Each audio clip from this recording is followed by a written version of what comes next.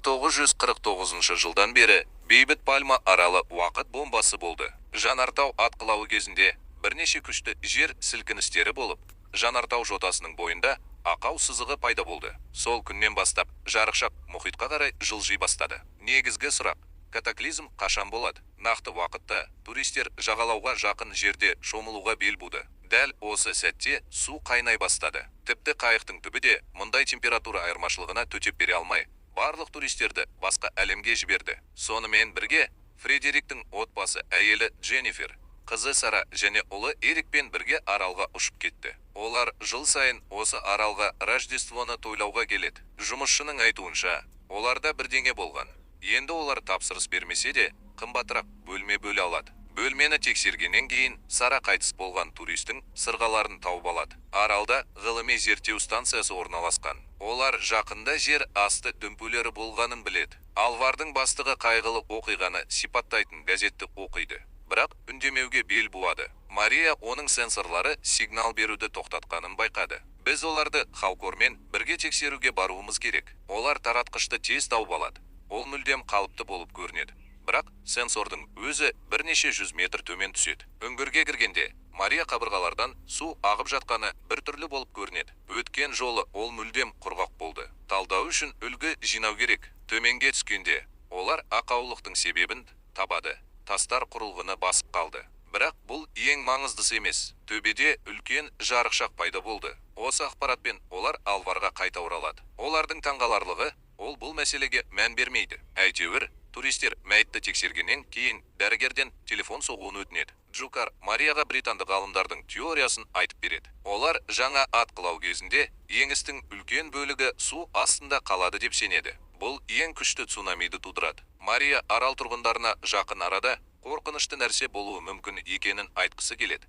Бірақ Хаукар бұған қарсы бұл дүрбелең тудырады. 2021 жылы Алваре ықтимал құлау туралы мақаланы жариялады. Бұл жанжал тудырып, іс жүзінде жұмыстан шығарылды. Енді ол мұны цунами болмай тұрып қайталамайды. Мария цунами қаншалықты күшті болады деп ойлайды. Ол қазірдің өзінде есептелген залал оңтүстік және солтүстік Американың көп бөлігі үшін орны толмас болады. 1-2 сағаттан кейін дәрігер Алварға денелерінен күкірт диоксиді табылғанын айтады. Бір ережеде газ, күл, лава деп жазылған. Олар бір нәрсеге алаңдауы керек пе? Алвара жоқ деп жауап береді. Бәрі жақсы, бірақ ол бұлай емес екенін түсінсе де, Эрик жануарлардың аралдан қалай жүзе бастағанын байқаған кезде Мария үңгірден алынған үлгілерді талдады. Жаңбыр суының бұл үңгірге ену үшін 30 жыл қажет. Тау жыныстарына еніп, ол минералдармен зарядталады. Бірақ олар ол жерде жоқ. Бұл судың таудан ең көбі бір аптада өткенін білдіреді. Әлгі жарықшақ таудың басына шығады.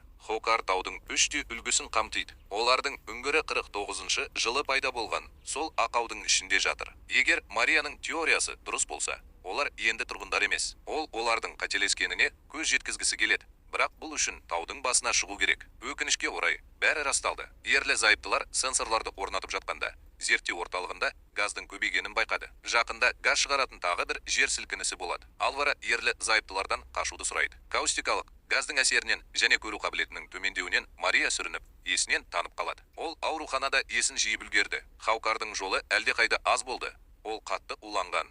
Оны жасанды комаға жатқызуға тура келді. Олар сөйлесіп жатқанда, температура өзгермегенімен, жер асты дүмпулерінің саны артты. Бұл күлдің жақын арада шығатынын білдіреді. Оның үстіне жырық баяу кеңейіп келеді. Атқылау тек оны тездетеді. Сара Мадридке жасырын түрде билет сатып алуға мәжбүр еткен ата-анасының тұрақты қоқыстарынан шаршады. Рас, оның үйіне жетуге ақшасы жоқ. Бұл үшін ол ағасына қоңырау шалып, ұшып кетпеуін өтінеді. Бұл өте қауіпті. Сара оны тыңдамай трубканы қояды. Осы кезде Алварға әуежайға қоңырау шалып, барлық рейстерді тоқтатуды бұйырады. Егер қазір жерден күл ұшып кетсе, ол қозғалтқыштарды сындырып, ұшақ апатқа ұшырайды. Бұл солай болды. Жанартау күлдің үлкен үстелін қағып кетті.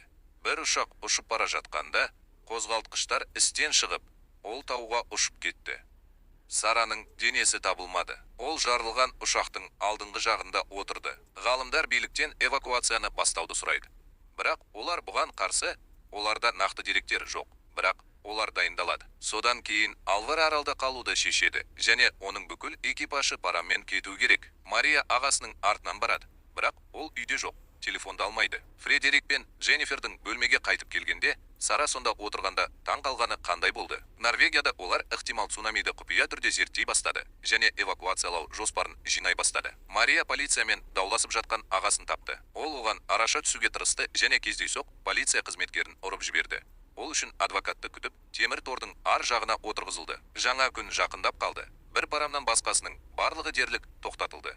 Туыстарына цунами болуы мүмкін екенін айтады. Олар соңғы рейске отыруы керек.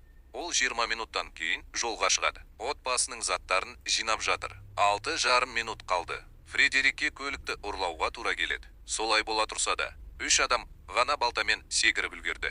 Өйткені Фредерик ұсталып, ақша төлеуге мәжбүр болды. Сара досына оның да кету керек екенін ескертуге тырысады. Бірақ байланыс кенет үзіледі. Барлық жүйелер дабылды қосады.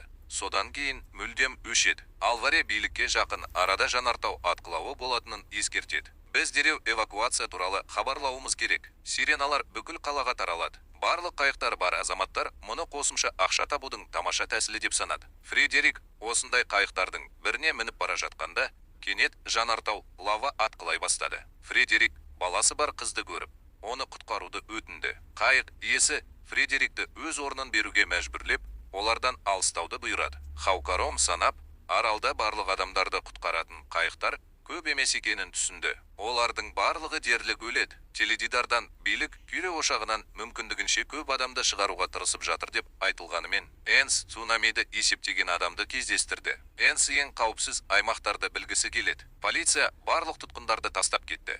Ең болмағанда Эрик әпкесін және учаскедегі барлық басқа адамдарды босататын кілттерді қалдырды. Осы уақытқа дейін лава алғашқы көшелерді су баса бастады. Учаскеге қарама-қарсы Фредерик отырды. Олар оған өздерімен бірге жүруді ұсынды. Эрик қайықты қайдан табуға болатынын біледі. Өкінішке орай, босатылмаған қарақшы олардың соңынан ерді. Эрик адамды қарусыздандыруға тырысты.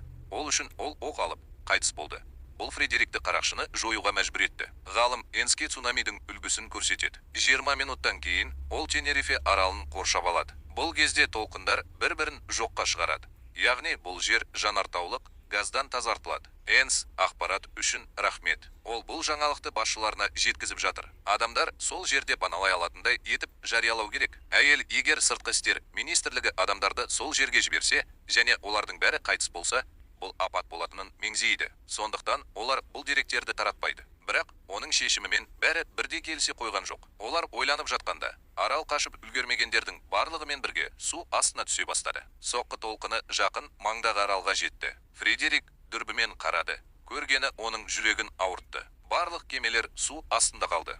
Осы сәтті пайдаланып, баспасөзге адамдар цунамиден қай жерде құтыла алатынын айтты. Фредерик тез арада геолокацияға ие болады. Толқын мен дистилляцияда жеңіске жету ғана қалады. Сараның жолы болмады. Ол ұшып кету керек. Ұшақ пайда болған жарықшаққа кептеліп қалды. Ал толқын оларды жойып жіберді. Ғалымның есептеулері дұрыс болып шықты. Толқындар бір-біріне соғылып, шығанақты су басқан жоқ. Фредерик отбасымен қоштасып үлгерді. Бірақ Дженнифер Эрик пайда болды. Ол оған қызының қайтыс болғанын айтады. Бірақ шын мәнінде ол цунамиден керемет түрде аман қалды және аралдан не қалғанын бірінші болып көрді. Бірақ сериал осымен аяқталады. Біз сіздердің лайктарыңызды алғымыз келеді. Мен сені жақын арада көремін. Сау бол.